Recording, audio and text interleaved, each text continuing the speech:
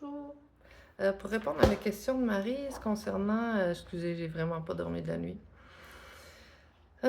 Concernant s'il y a des livres qui parlent de langue des oiseaux, sûrement. Mais moi, je trouve que c'est dans tous les livres. Donc, j'avais tenté d'en commencer un moment donné, mais bon, il est arrivé différentes choses à mon blog, puis j'ai perdu mon ordi, j'ai perdu le contenu. Euh, mais c'est ça, un jour peut-être. Sinon, entre-temps, ben, la façon que je trouve la plus amusante et simple de s'apercevoir de ce que nos mots disent, c'est de les lire à haute voix quand on consulte quelque ouvrage que ce soit. Par exemple, je m'amuse souvent dans mon dictionnaire, je vais vous le montrer. Euh, Par exemple, parce que moi je trouve qu'on peut s'approprier les dictionnaires en 2025 puis écrire dedans, s'ils sont chez nous, là, tout ce qui est livre à la maison, moi je suis pour prendre les notes dedans, puis laisser les notes dedans pour ceux qui vont les consulter après nous. Si ça arrive encore, parce qu'il n'y a plus grand monde qui ouvre ça, un dictionnaire.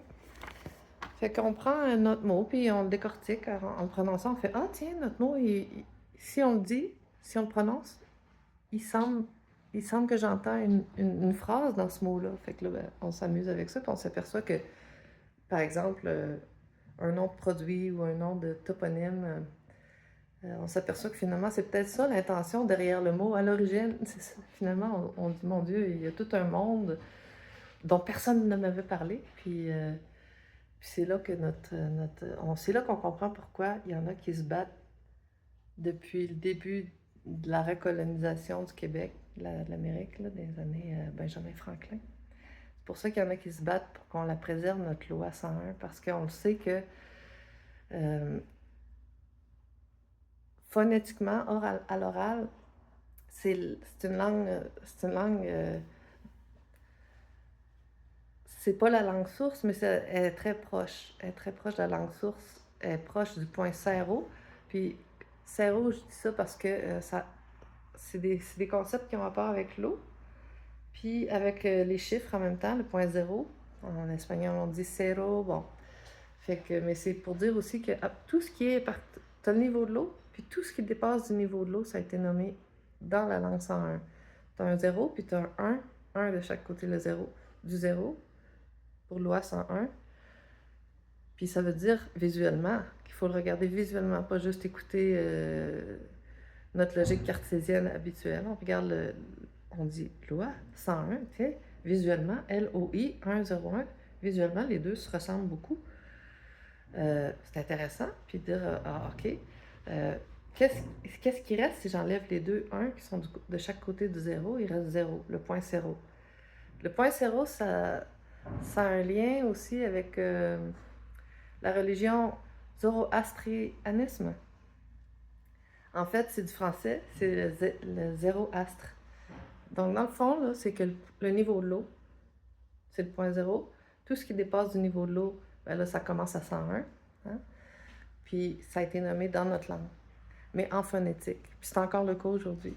Sauf que la phonétique de notre langue, elle est vivante. Donc,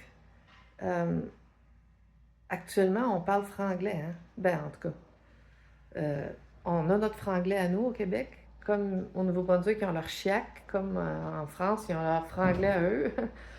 Mais chaque franglais il est vivant. Donc, si un produit, par exemple, sort sur le marché maintenant, ou si une rue est nommée maintenant, elle va être nommée dans la langue des oiseaux actuelle. Donc, ça se peut qu'elle soit qu'il soit juste en français ou que le mot soit bilingue.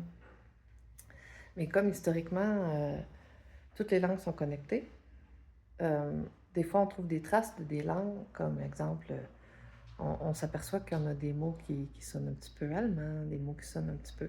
Mais c'est ça, c'est des emprunts, ben, c'est le jeu du téléphone, c'est la tour de Babel, ça c'est tout un autre concept. Faut pas que j'élabore là-dessus maintenant parce que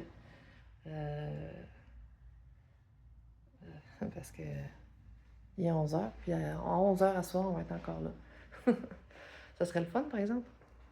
Fait que c'est ça. Fait que pour les livres, ben, c'est dans tous les livres. Moi, ce que j'aime aussi, c'est pour ma musique, les toponymes. Là, je les ai rangés, mais Quand je vais, mettons, à l'épicerie ou à la pharmacie, je ramasse des cartes touristiques, là, des cartes géographiques.